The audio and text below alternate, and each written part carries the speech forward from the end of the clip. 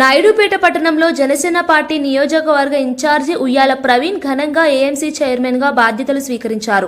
RTC bus stand నుండి AMC కార్యాలయం వరకు కూటమి నాయకులు కార్యకర్తలతో భారీ ర్యాలీ నిర్వహించగా మార్గమంతా హర్షధ్వనులతో ప్రాంతం మారుమ్రోగింది.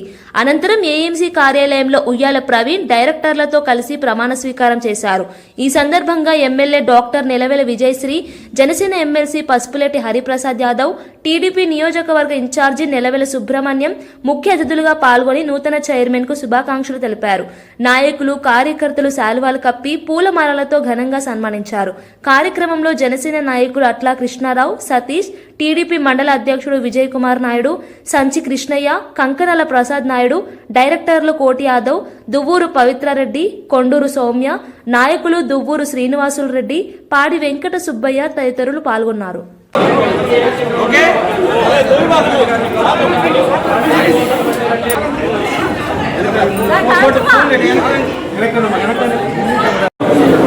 ఒక ఏఎంసీ చైర్మన్ పదవి వచ్చిందంటే పవన్ కళ్యాణ్ గారు చెప్పారు,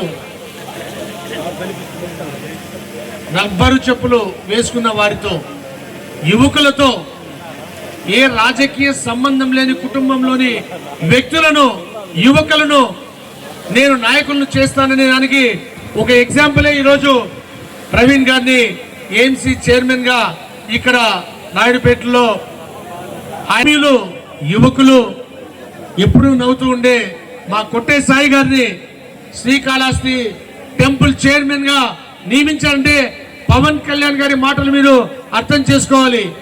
ఎవరైతే ప్రజల కోసం పనిచేస్తారో గుర్రాలు పరిగెత్తాయి. మరి చివరకు అదే నిజమైంది.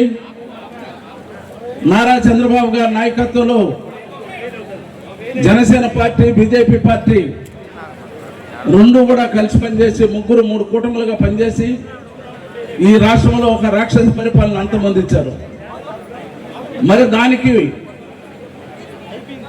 ప్రతిఫలంగా ఈరోజు తెలుగుదేశం పార్టీ కేడర్ ఎక్కువగా ఉన్నా